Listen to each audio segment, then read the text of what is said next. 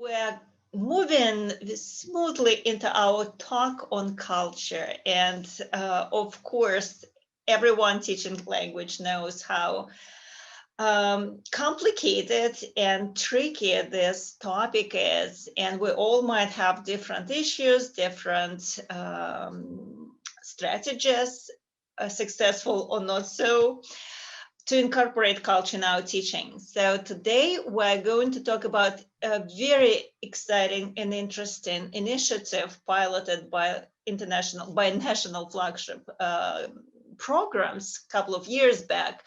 And University of Wisconsin-Madison was one of the leading programs that created the Russian pilot. It's really, really interesting. And Karen Evans-Romaine and Gulnara Glowacki are going to talk about this exciting project, and perhaps we will learn how to incorporate the strategies into our teaching of culture.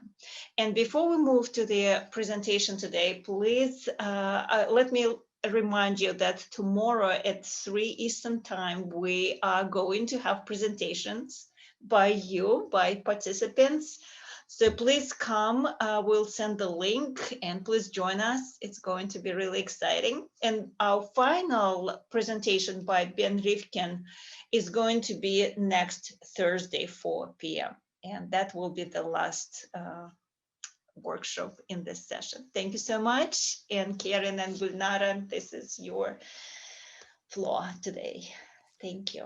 Thank you very, very much. I'm delighted to be here. I'm delighted that both Gulnara and I are here. Today, I will share my screen. There we are. There. Everybody see? Yes. Wonderful. Okay. Well, thank you all so much for coming today.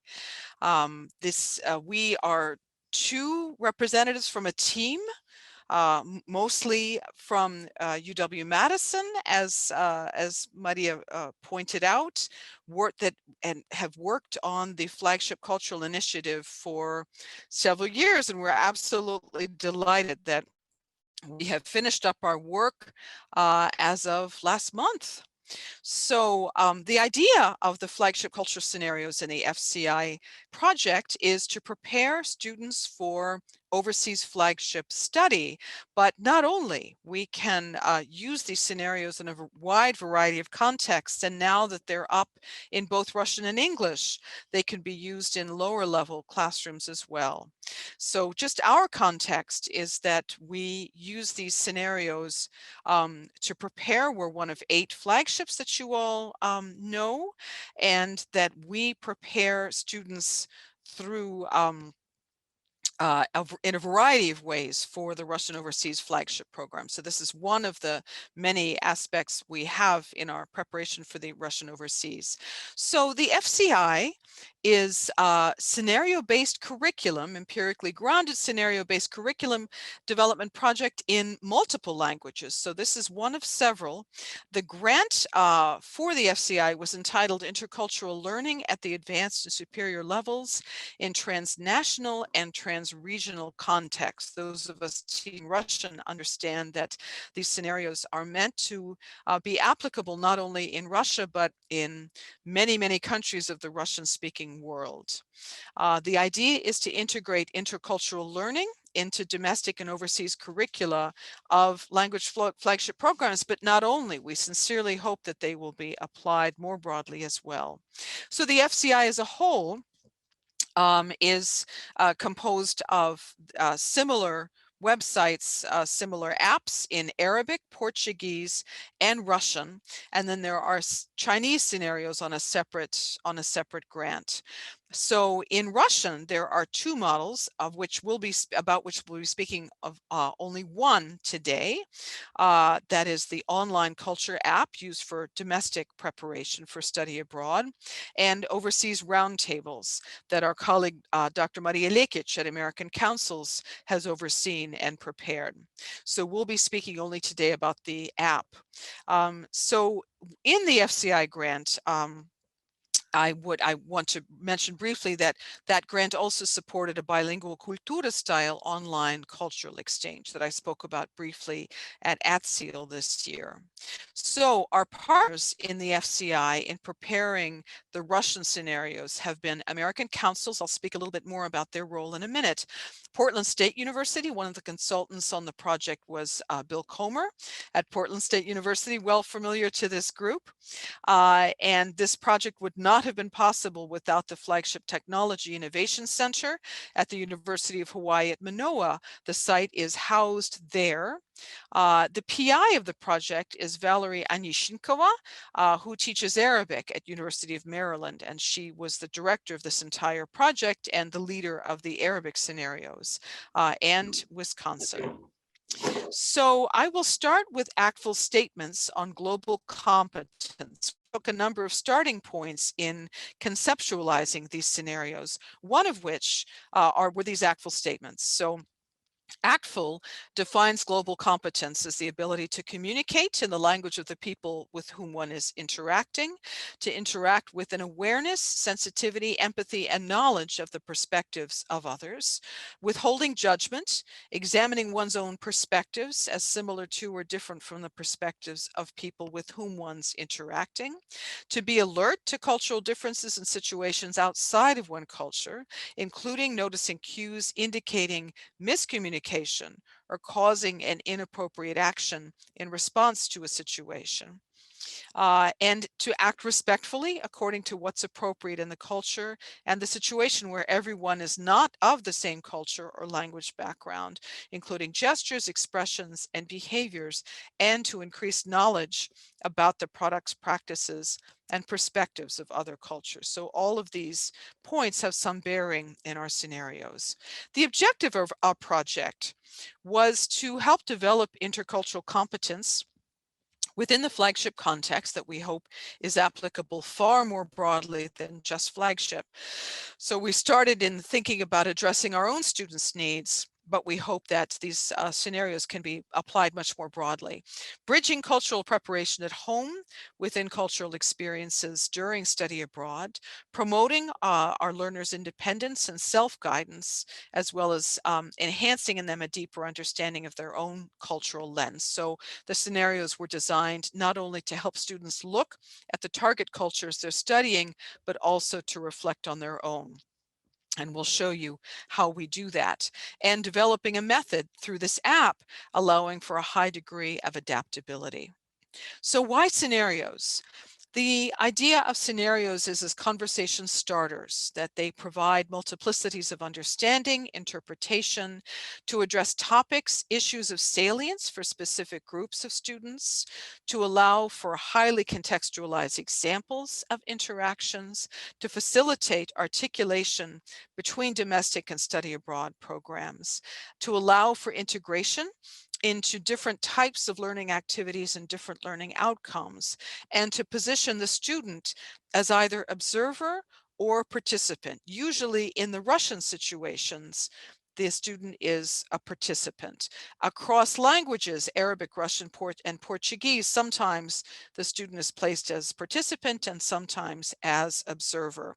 I should say that one of the inspirations for this entire project across languages is a wonderful book entitled From Bricks to Jade that was co-authored by a faculty member at UW-Madison using Chinese as an example, but the model of scenario building comes from there. So I'm very happy to send that, that bibliographical reference to you. It's a wonderful, wonderful book. So why these topics in particular? American councils under Dan Davidson's direction conducted a 360 ICC survey with overseas flagship programs in Arabic, Chinese, and Russian.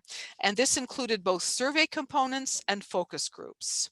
And so they conducted this 360 survey with a whole variety of stakeholders, from faculty to homestay families to internship supervisors, and trying to get, and more broad and more broadly defined groups as well, trying to get a as broad a possible picture of the kinds of cultural difficulties, challenges, confrontations, misinterpretations that can happen in the study abroad context. We drew on conversations also as well in writing the Russian scenarios with UW-Madison students and alumni over the years, just in our own conversations with them after they came back, in debriefings, in their meetings with students on their way out, in casual conversations about what they found challenging too. So that enhanced the very rich findings of American councils. So how do we use the FCI scenarios at UW-Madison?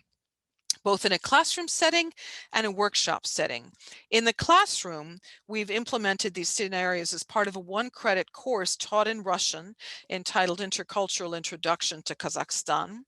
That's taught usually in the year prior to students participating in the Russian Overseas Flagship. There, the scenarios are used are discussed in a small group discussion-based format, and Gulnara will talk about that more in a few minutes.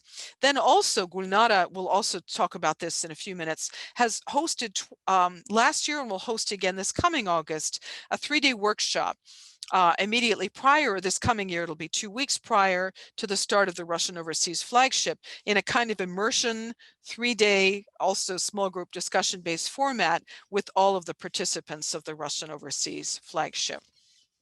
So this will give them a chance to do a deep dive in these scenarios together. So what is the app made up of?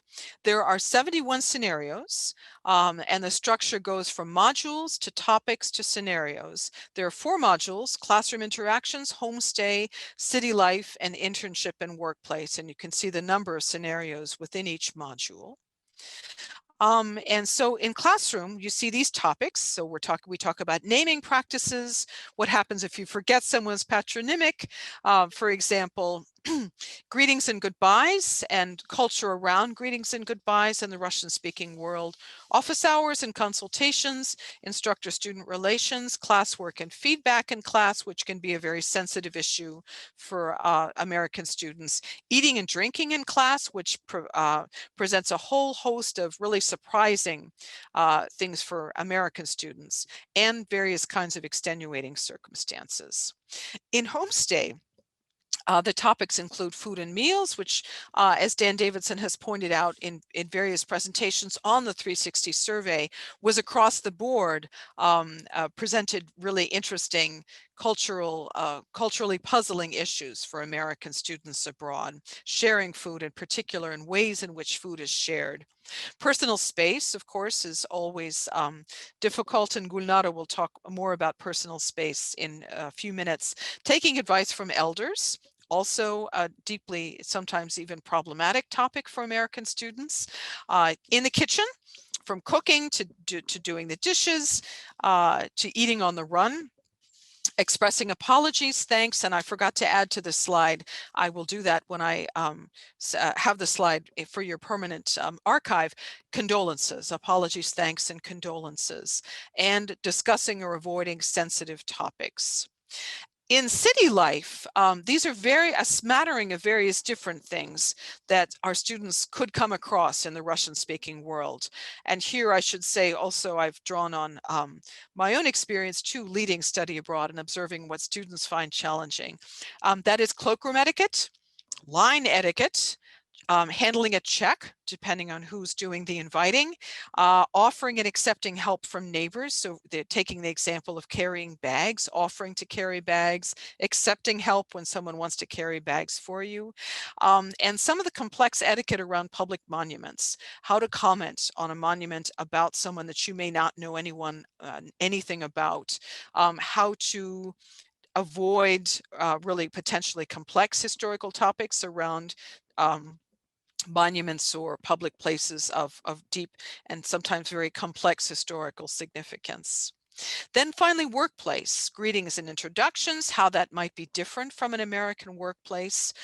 This gets to issues, of course, of workplace hierarchies, workplace invitations and celebrations, how drinking tea in a Russian workplace is very significant in itself, and the significance that bears that it might not bear in an American break room. Getting work done, workplace assignments, what happens if you're late, who to in getting an assignment done, whom to ask for advice about an assignment. And then yet again, this appears in several contexts, discussing or avoiding sensitive topics at work, from salary to politics. So how is each scenario built? At the topic level, we have reflective questions before and after, and again, I'll make a change to this slide. Forgive me, I notice these things only as I speak them again out loud. The Russian reflective questions are now, the Russian scenarios now have the reflective questions in Russian. That's the last change we made to the scenarios before finishing the project last month. How might you handle this issue at home? How is this situation and possible outcomes, how does they compare with what you're used to? What values might underlie choices you might make in the United States or in a Russian-speaking country? Then a Russian discussion of values and practices underlying these scenarios, and learning objectives, which are posted always in English. So we have this Russian language scenarios are targeted, we were thinking again from our own flagship point of view, they're targeted at the intermediate, high, and advanced levels. So the prose on purpose is pitched toward the advanced level. We decided not to simplify it for intermediate level learners, but instead to provide the entire set of scenarios in English as well, so that these cultural topics can be introduced at this point at any level. So there are priming questions, which are now in Russian, and the Russian scenarios, of course, in English and the English ones. Introductory cultural material, mostly in Russian at this point, but of course in the English scenarios that's in English as well. The context is set in English, the culture notes are in Russian, on the Russian scenarios, of course, and then there are language notes that vary slightly from the Russian scenarios to the English scenarios, with English language definitions of words and expressions as needed, as relevant to the scenario. And then on the Russian scenarios, there are also some vocabulary to help interpret the language of the Russian scenarios. Then there's what's called the vignette, the situation itself. Something called a judgment task. So students they're presented with 3 or 4 options in a given scenario. And for themselves, they need to rate each outcome, each possible outcome of a scenario from 0 to 5, 0 being the worst possible decision to make in this context, 5 being the best possible decision to make in this context in their own, from their own point of view. And then they hit submit and see what experts, how they might rate each one of these outcomes, and then a great deal of very rich feedback in Russian. It's really the feedback that is some of the richest material in these scenarios. So here's what it looks like. So you see the guide, and then you click and you get to a certain module. So classroom, for example, office hours, and then you see in Russian часы индивидуальной консультации. Context is always given in English. Up in the upper right-hand corner, you see the scenario itself. And then there is a culture note about what, in this case, что такое кафедра, the idea that office hours in the United States context may be very different from what students might picture in a Russian language context. The idea that cafedra is where there are a whole bunch of people there at once, that this is the teacher's space. This may be the space where they're eating, grading papers, drinking tea, and that it's not necessarily a space where a student is immediately welcome to just drop in and sit down at his or her teacher's desk, that it's a very, very different context. And so you see what a language note looks like, you see what the feedback looks like, you see this is where a student might, this idea is of a continuum, that there's not necessarily any absolute right or wrong. Something may be slightly better under certain circumstances, something might be fine for one time, but not as for a repeated practice, some may be really not necessarily a good thing to do at all. So here, this is exactly an example of something that might be a better thing, a worse thing, a better thing under certain circumstances. And then there's a reflection task, which now in the Russian scenarios is in Russian. So I'm going to turn the floor over to Gulnara, who will talk about how these have worked in practice. Gulnara, Okay. slovo Hello. vam. Yeah, thank you, Karen. Hello, everyone. I'm excited to talk today about my experience teaching the intercultural introduction to studying in Kazakhstan. I have had opportunity to teach this course twice. First, in traditional classroom in person, and the second time in August 2020 online and workshop format. It was interesting and positive experience. Let's review the 2019 class. So yeah, in the spring 2019, we held a weekly 1-credit seminar with 8 students called Intercultural Introduction to Studying in Kazakhstan for Russian flagship students at the University Wisconsin-Madison. The seminar was designed to introduce students to Kazakhstan from intercultural perspective, with emphasis on showing students a relationship between diverse cultural practices and beliefs, values, and perspectives that undergird those practices. The seminar was based on a series of line models on the history and cultures of Kazakhstan, online intercultural exchange with students at Nazarbayev University in Astana, lesson based on online cultural scenarios and in an overseas classroom and homestay context. The course was taught primarily in Russian. Students the seminar work an additional couple hours per week to complete reading or other assignments, to participate in online activities and prepare for discussion. So because we're talking today about scenarios, let's focus on them. So students review some scenarios at home and share in our class what options they choose and reason why. Sometimes when we had more time, I put scenarios on the screen at this projector, and the students work all together by reading and discussing together as a whole class. Sometimes they work in a small group, or they read by themselves in class, then discuss together in classroom. In my opinion, when students read the scenarios in class with a little time to analyze the scenario, gets the first and spontaneous response. This way, the first spontaneous answer is how the students would actually react in the scenarios. We have more than 70 scenarios. They are all are very interesting and helpful. Taking into account our experience teaching them, we have given preference to those scenarios that we will help to understand the difference in the culture and quickly adapt to the Russian-speaking society. Let's look at the few scenarios that provoked the most discussion among students. Personal space. Personal space scenarios spark discussions. As you might know, personal space in Russian-speaking countries is different from the United States. The students could not guess why in their absence, the mother in the host family often enters to clean their room. Why do people stand close to each other? And why do people touch you without permission?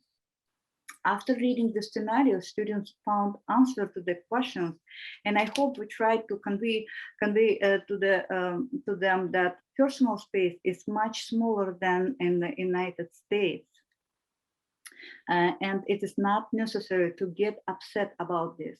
For example, in the room scenario where the mother cleaned the student's room without asking his permission, you need to find a compromise, talk to her about the state in which she should like to see the room. You need to regularly clean up. You need to make the bed every morning. Don't leave your clothes on the floor, and try to meet host family expectation. During the discussions, the input of students who already had experience living abroad, particularly in Russian-speaking countries, was useful. They shared their experience. For example, one student said that family members did not come to him if the door of his room was closed. When he was not busy, he would open the door and to show that he was ready to communicate. Next slide, please. Yeah, taking advice from elders. This topic also creates much interest and become clear that not all students are comfortable when other people give them advice or show them how to do the right thing. Older parents and siblings try to help by asking questions, giving advice, or simply expressing an opinion about their appearance, clothing, health, diet, personal life, and habits. The role of the younger person in this cases is to listen, thank them, and take note of the advice. Especially when it comes to appearance and personal life, it's quite common for older people to make comments that they're intended to be helpful. This is the opposite custom than here, and it was interesting to expand the students' ideas of what is acceptable. Through scenarios explaining how to behave when adults give advice, our students were able to understand that in this way they show concern for the younger one by asking them questions, giving advice, or simply expressing an opinion about their appearance, diet, personal life habits. Throughout the lesson, we reiterate that adults are not trying to criticize or blame when giving advice. In this way, they show their care and desire to help in this manner.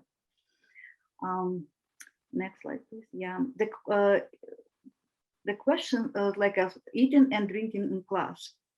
The questions given before the scenarios help prepare students for the conversation. For example, in the scenario of food and drink in class, asking them questions such as, do you eat or drink water, coffee, soft drink in class? Why or why not?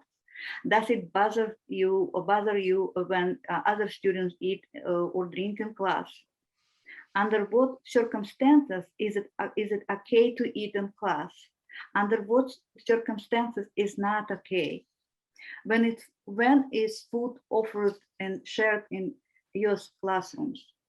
Answering such questions help students understand the context and appropriate behavior better. It also helps them to compare difference between cultures. The topic of eating and drinking in class is special since in Russian-speaking countries at universities is not customary for students to eat in class and chew gum. Breaking the rule, especially if you draw attention to yourself by the smell of food or sounds, can be perceived as disrespectful and can lead to conflict with the teacher. Of course, the certain situation, for example, if you have a diabetes, you need to special diet, you need to tell the teacher in advance to avoid misunderstanding and conflict. In this scenario, the most suitable option would be you take this instructor, explain the situation, and ask his or her permission to eat during class. If it's difficult for your instructor to understand what you're talking about, you provide him with a doctor note. Or if you, when you eat in a class, you try not make noise or draw attention to yourself. The second scenario, unfinished food during the class, helps students to understand that the attitude towards food in Russian-speaking countries is more respectful. Let me read quickly these scenarios. During the break between classes, you bought a sandwich and box of juice. When the next class starts, you have not finished your sandwich, but you don't want to snack in class in front of your instructor. What do you do next? here are the three possible options. First, you immediately put the food away, so as not distracting anyone. Second, you finish your sandwich as quickly as possible, since it will not take more than 2 minutes. And third one, you throw the partially eaten sandwich in the trash bin in the classroom. Which of the options do you think was chosen by students more? You might guess that in the third options. This is the least acceptable options. People in Russian-speaking countries tend to have more respectful attitude toward food than USA. Throwing out food, especially bread, is not only unacceptable, but is even considered blasphemous. The instructor might admonish you for throwing food out. This can be explained with historical reason. The suffering of the peasants in the first decades of Soviet rule, wartime, famine, and food shortage in 80s and 90s. Food in the Russian-speaking world has relatively higher status than USA. Food, especially bread, and especially within the family, is treated with great respect and care. One should not play with food. That is, food should be consumed and enjoyed, not used in any other way. Moreover, in no cases should you throw away food, especially bread. I believe that our students understand this concept well because it is very important. So please, next slide. The scenarios who will pay the check in restaurant also sparked active discussion. Students who have not been in Russian-speaking countries wondered why they should persuade their guests not to pay. Some decided that if they were willing to pay, then let them pay. Students who had experience of living in Russian-speaking countries answered correctly. They told that their story of how they invited the family to the restaurant. Someone did not expect that the prices in the restaurant would be higher than he expected. So he suggested investigate this beforehand. During the discussion to other students. One student allowed the check to be shared with her guest, and as they strongly insisted on it. We all discuss the difference in culture. When you offer sometimes, then the person may not immediately accept your offer. He expects you to ask him again, even persuade him. Let me tell quickly one story about a person from Kazakhstan who was a guest in an American family. She refused the first offer of food in the hope that the host would offer food a second time and even persuade her to eat, but it did not happen. The host did not offer food twice that evening. That evening, she was embarrassed to ask for food and went to bed hungry. The guest never refused the first offer of food again later. Next slide, please.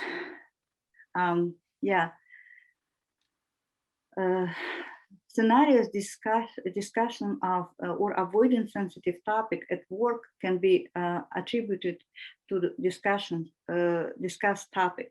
Since our students are doing internship in offices and other workplace, it was useful for them to familiarize themselves with work-related scenarios. Of course, in the process of getting to know these scenarios, they have a better idea of how to behave in a team, starting with how to greet colleagues in their boss, how to participate appropriately in social gathering at work, while also completing assignments as expected, how to ask to help on assignments in ways ensure that you and colleagues save face, what it means to be good colleagues and truthfully member of work group or a team of various culture. Yeah, I want to say that we decided to cover such topic as how to correctly answer delicate questions in the workplace, for example, related to salaries or difficult political topics. Together with the students, we compare the values underlying expected workplace behavior in the United States and Russian-speaking countries. Students' opinions were divided when they discussed the questions. You ask your colleague how he feels about the president of the country where you live in. He remains silent. What do you do? Some of the students decided that their colleagues might not have heard the questions and that the questions should be repeated. The other part decided that it was necessary to change the topic of the conversation. Some students decided to continue the conversation and express their own opinion about the president. After discussion, that the most appropriate option is to avoid sensitive or uncomfortable topics in workplace situation. The students understood situation better in discussing them. It is not customary to talk about politics in unfamiliar company. Each person has his or her own opinion, which might not be the same as the opinion of others. If you prefer to maintain friendly relationship at work, then refrain from discussion such topics. Then they agreed with it completely. We also discussed the salary discussion scenarios. Currently, in teams, this question is less often asked, but sometimes someone can ask. The students were certainly surprised.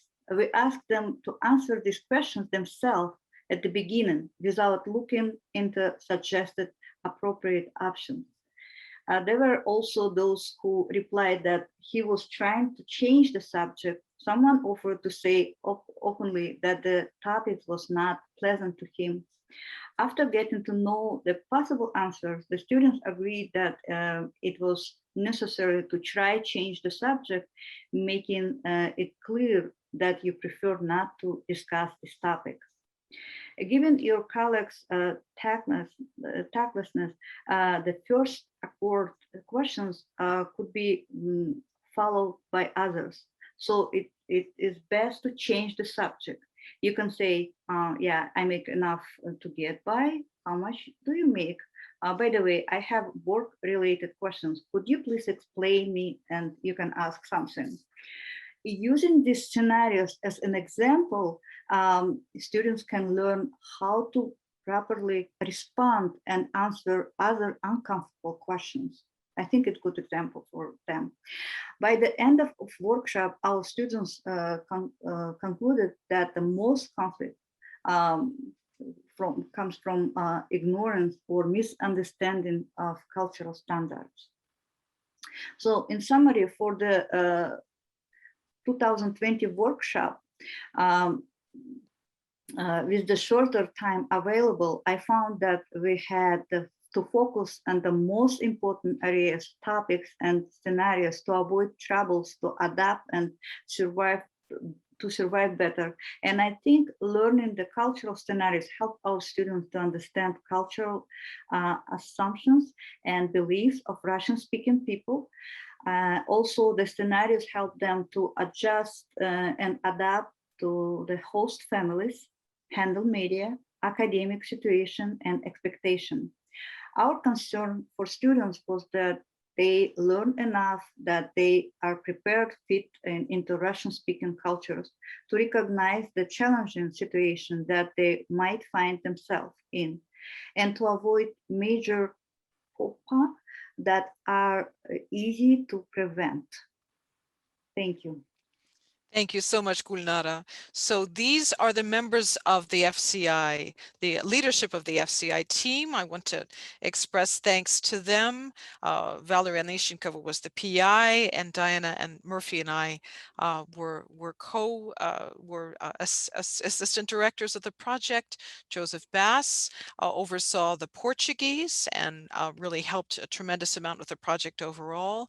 Dan Davidson, as I mentioned, oversaw the 360 ICC survey, and Maria Lekic is the author of just fabulous cultural roundtables conducted during study abroad.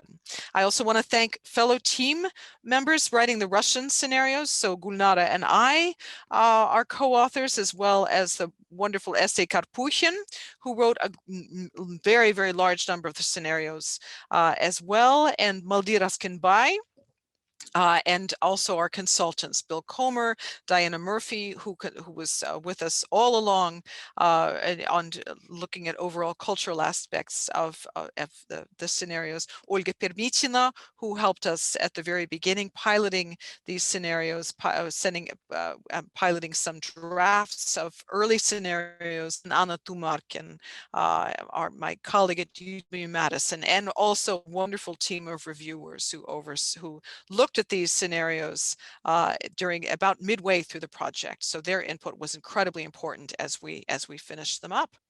And so now I think we might, instead of breaking you all up into groups, since we only have 15 minutes, ask, first of all, if you have any questions.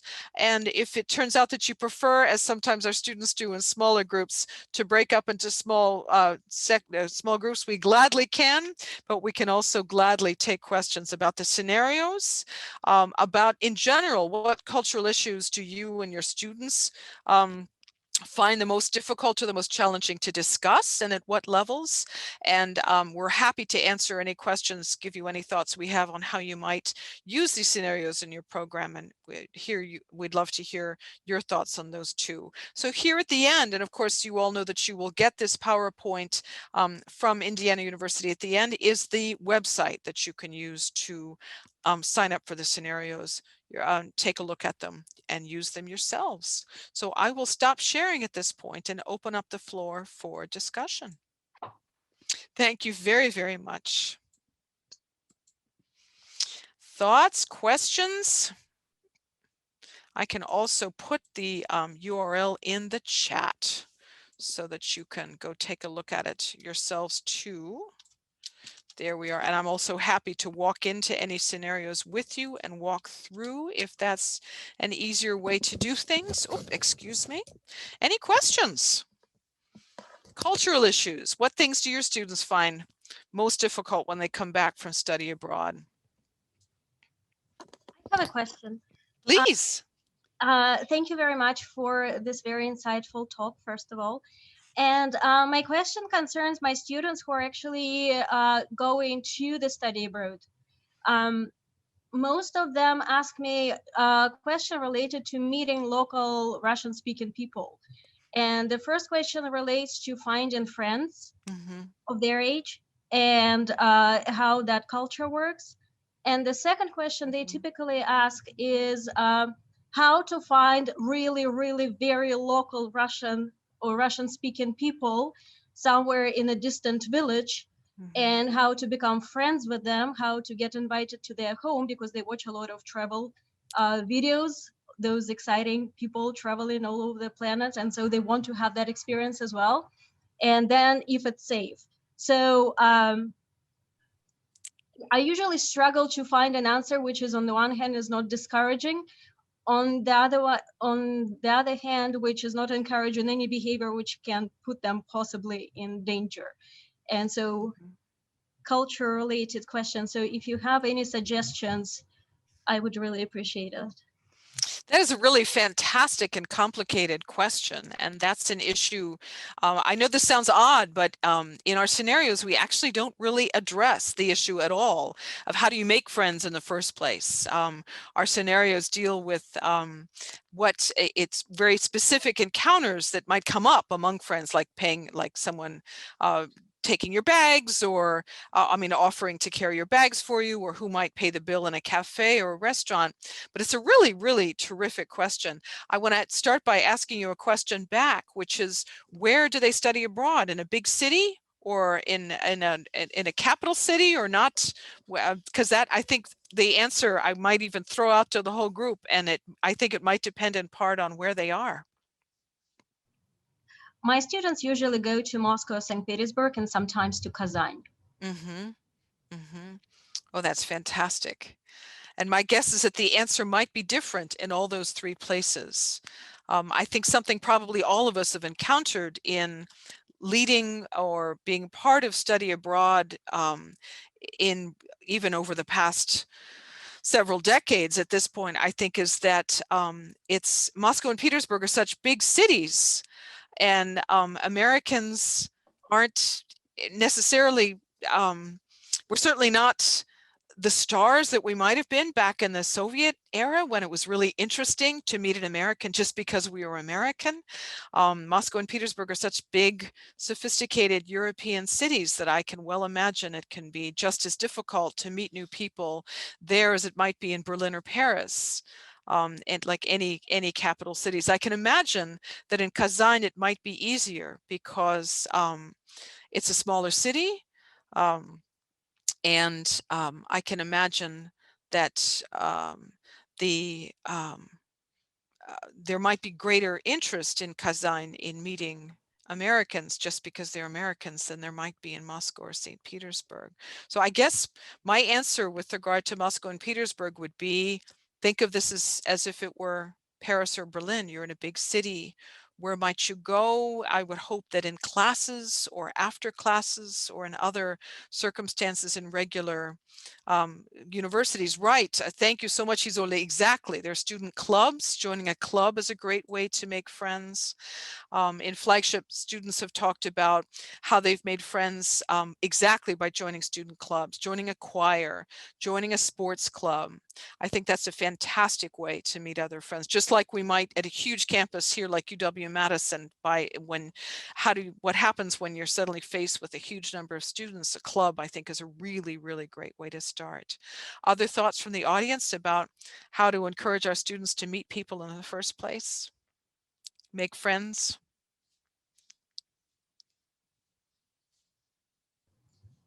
And also my other question also related to that is, for example, in the US, I noticed that in my classroom, when American students talk to each other, they become friends basically after the first day of class, just because they start talking to each other so freely, discussing what classes they take, why they're taking Russian, if they have a pet, what sandwich they're eating. So there are a lot of topics they can use to start off a conversation and become friends, or exchange phone numbers, exchange emails, etc., etc.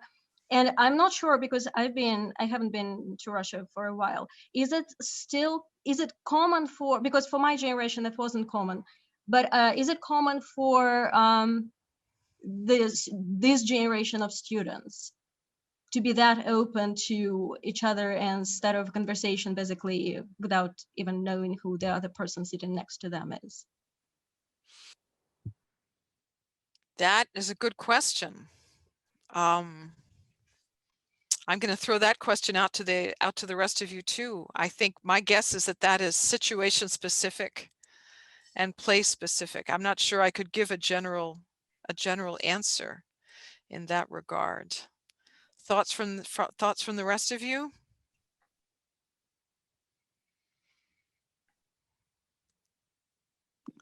Do you mean Russian students in Russia? Or American students studying with Russian students in Russia?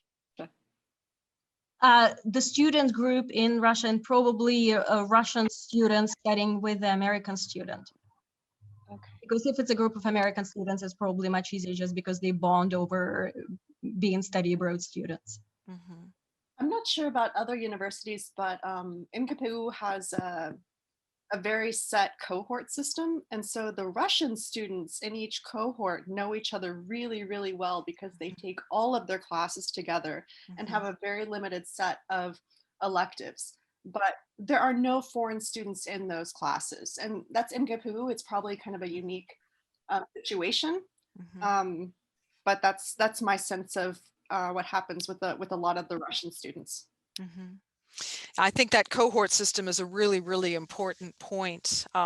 When I was leading study abroad in Moscow, one thing I tried to do to help break ice a little bit, because our students were studying separately too, was to try to get student groups together, to bring them together for a discussion of culturally interesting topics, just to try to start exchange in a smaller space, to try to find ways for students to have topics of interest for them to talk about, or just to throw open a forum to ask questions, and with the hope that this would start more conversations going. Because yeah, it can be hard anywhere to just sit down, say, at a cafeteria and break in when you don't already know the people. So I think organizing, to me, study abroad programs that have peer tutors, peer partners, conversation partners, I think that's a really great way to start. Or joint events, bringing two groups of students, American and Russian speaking, together could be a great thing too. Another wonderful comment, let me see here, from Isolda, I'll pull this up. Volunteer abroad organizations are always open to accept people and foreigners. That sounds really great too. Volunteering, in incorporating service learning in some places is possible. It's not possible everywhere, but I think anything organized to bring peers together is a really great thing. Volunteering sounds terrific. I'm going to take the next question so that I'm sure everybody has chances to ask questions. Thank you so much, Natalia. I see a hand up from Anna. Асадовская, please. Здравствуйте, а можно я задам по-русски вопрос? Конечно, можно. Простите, забыла сказать, что вопросы можно задавать на любом языке. Конечно. Да. Я хотела вот про сценарий. Мне очень понравилась эта тема, вообще эта идея. Я преподаю в Сан-Диего State University, и у нас в основном как раз студенты, которые с DoD, да, с Department of Defense связаны, и у них обычно вот как раз такой уровень языка. Я вот просто хотела уточнить, вот в этих сценариях вы предлагаете им варианты ответа, да? Да. Я правильно? Да. То есть сначала вы просто им предлагаете сценарий, да? То есть, например, вот вы в такую ситуацию попали. Да. Затем вы предлагаете им варианты выхода из этой ситуации. Да. Правильно? Да, правильно. Вот скажите, а эти сценарии и эти ответы можно где-то найти? Я зашла на ваш сайт, который вы дали ссылку в чате.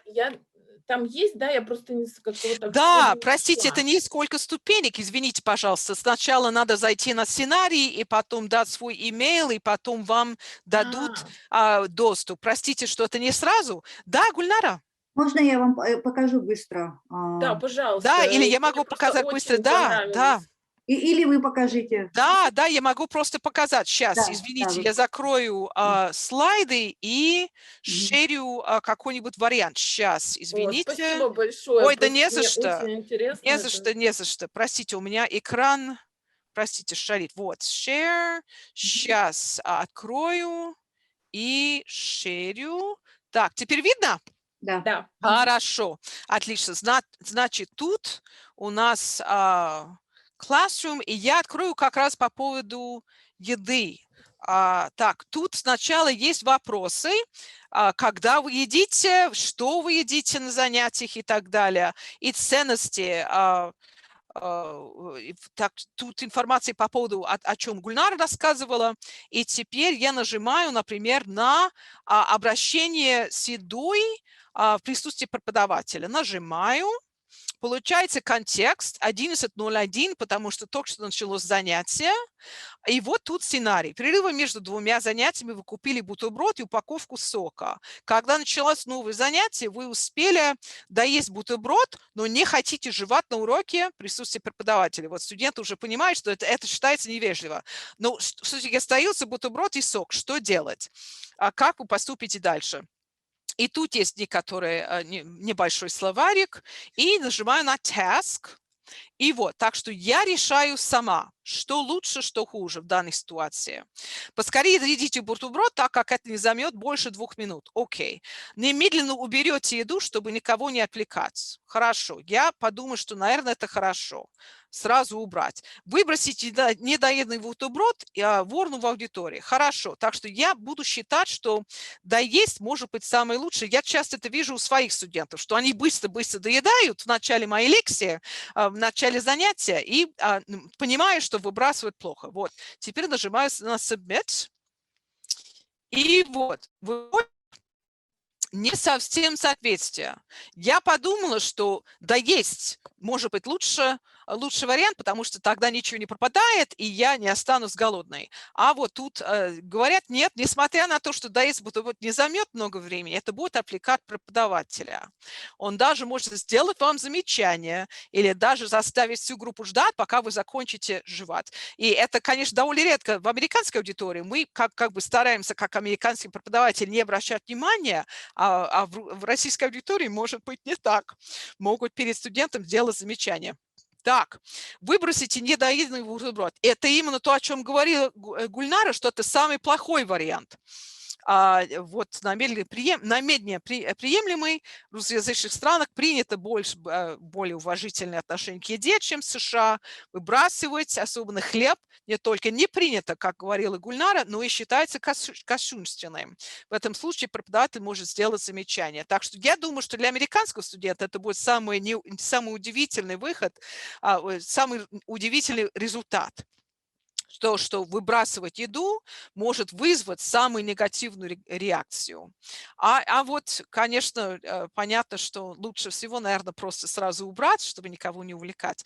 Так что это один пример, и потом есть дальше есть вопросы, над которыми можно задуматься и поговорить с другими. Почему так плохо выбрасывать? Какие ценности за этим стоят, какие различия в поколениях могут повлиять. То есть я ребенок американской депрессии, поэтому мне как-то, ребенок родителя эпохи депрессии, поэтому мне как-то понятно, что выбрасывать еду плохо, а нашим студентам может это уже гораздо, это далекая история, и им может это быть непонятно, могут быть другие ценности. Вот это один пример. Так что так, что эти judgment tasks, они сами как-то оценивают, что лучше, что хуже, нажимают на Submit и увидят другие разные перспективы на этот вопрос. Вот, так что один, например, вариант. Так что я надеюсь, что вы нажмете и получите доступ, и можете сами уже поработать с этими сценариями. А доступ бесплатный или платный последнего? Да, бесплатный, да. Это открытый проект, все бесплатно. Не за что. Спасибо флагманской программе и флагманскому центру на Гавайях. Еще вопрос на любом языке. Да, здесь вот на английском языке написан вопрос в чате. Давайте посмотрим. So you don't ask students to act out. We can, actually. We do give the possibility in each scenario at the end in the reflection tasks. We do give the possibility of role play. We think that's a really great possibility, actually, because there other varianti can appear as well. Other possible ways of playing out that scenario can happen too. And that's part of the reason why we want to give language. To us, one of the goals of the scenarios is not only to give these possible outcomes, of course, there could be millions more, but also to give students language, because sometimes they know what to do, but they don't know how to say it.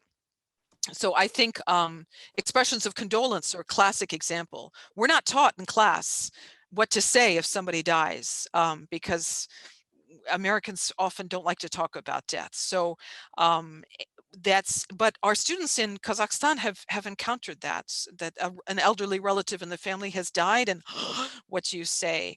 Or you might understand that you might understand already, if you've been there for a while, the cultural, as Gulnara pointed out, the pressure to keep offering food but you might not necessarily know what to say if someone keeps offering and keeps offering how to politely refuse food while offering also appropriate compliments that would be appropriate in that context. So there's some language that provides what kind of compliments you might say when you're really trying to refuse food, or trying to explain gently that you're a vegetarian and this looks really delicious, but you just can't eat it. And so part of the object is to give students ways to say things that when they know what's culturally appropriate, but don't quite know how to put it. Do they take these scenarios in kind of shared environment? So how they can then discuss their answers? So they see, okay, I answered this option, you answered this option, and then we talk. Definitely. Гульнара, хотите дальше поговорить на эту тему, о том, как они обсуждают, как разыгрывают? Да, вот предположим, как уже ранее было сказано, Кэрен, иногда я им даю как домашнее задание читать, да, и потом они приходят и говорят, что они выбрали, и, предположим, и сравнивают с тем, что дается на сайте, да, предположим, они сравнивают, это подходит, это правильный ответ или неправильный. Далее на занятии еще мы, например, второй раз, когда я преподавала, когда у нас были студенты из разных университетов и колледжей американских вузов, то они... Интересно было, почему? Потому что студенты друг друга не знали, они впервые друг друга видели, и это дало возможность, как вам сказать, познакомиться, во-первых, а во-вторых, среди них были студенты, которые жили уже в Казахстане, предположим, или в других русскоязычных странах, и они смогли поделиться своим опытом, как у них там это происходило, предположим, какие-то ситуации. Они могли прочитать заранее, либо мы сразу в классе их обсуждали, либо я им говорила, прочтите вопрос, но не смотрите на ответ, потому что мне хотелось узнать, каково же их мнение, то есть хотелось вызвать их на дискуссию, чтобы они поговорили, выразили свое мнение, а потом уже проверили с теми ответами, которые предложены на сайте. Вот. То есть эти сценарии можно использовать разным способом. Можно, как в виде домашнего задания, дать им почитать. Можно их сразу использовать спонтанно на уроке, потому что иногда, вот именно когда они читают и спонтанно отвечают, у меня было такое чувство, что это вот реально то, что они думают, понимаете? То есть когда нет времени для того, чтобы проанализировать, подумать, вот их вот этот спонтанный ответ, он считается вот более, как говорится, реальным, что ли. И еще можно даже давать эссе для написания. Я знаю, что у нас есть коллеги, которые писали эссе, и студенты великолепно справились с этим заданием. Одна наша коллега даже поделилась с тем, как студентка, предположим, записала свой ответ на аудио и отправила нам, да, Кэрен. Это было вообще великолепно. То есть она как будто прожила эту ситуацию. Вот как бы она поступила в эту ситуацию, понимаете? Это тоже очень интересно. То есть варианты использования их могут быть самыми разными, и обсуждать вы можете с ними по-разному. Особенно интересно было онлайн-группе то, что поскольку группа была не настолько большая, она больше 10 человек, там, кажется, 12, да, было, я уже не помню. То есть мы смогли их разделить на более мелкие, маленькие группы, и у них была возможность высказаться, понимаете? Вот этим, наверное, онлайн и удобен, тем, что одновременно вы можете разделить их, и они друг другу не мешая могут обсудить эти вопросы. А потом уже, когда я возвращала их в main room, они смогли, ну, один из представителей группы, подгруппы, уже рассказывал, как проходило их обсуждение. Это было очень интересно. Спасибо, спасибо. Мне тоже пришло в голову, что эти сценарии и темы, о которых вы говорите, можно использовать для потенциального проекта IntelliCollaboration. вот, со студентами. Это Вот. отличная идея, отличная, да, да. И мне очень нравится, что то, о чем Гульнара говорила, что могут быть и различия в Америке. То есть студенты на Среднем Западе могут по-разному, по-другому реагировать, в отличие, скажем, от студентов в Лос-Анджелесе. То есть у нас тоже страна большая, и могут быть самые разные ответы на разные вопросы. Поэтому дискуссии, телеколлаборейшн – это отличная идея. Да, они созданы для дискуссии. Да, они созданы для дискуссии на самом деле. То есть даже вопросы заставляют уже думать, понимаете? Вот это предварительные вопросы, они настолько такие, как вам сказать, helpful, такие полезные, да, будем так говорить, чтобы для того, чтобы открыть эту дискуссию. Потому что могут быть непростые вопросы здесь. How would we react if someone, in the US, we could have the same question about someone going out to the theater and someone else asking, ты в этом pойдешь? Are you going out in that? Well, how might we react depending on who asks us that question? If it's a mom or a friend or a roommate or somebody whose opinion we're prepared or not prepared to hear. So some things there definitely are universal. Thank you so much.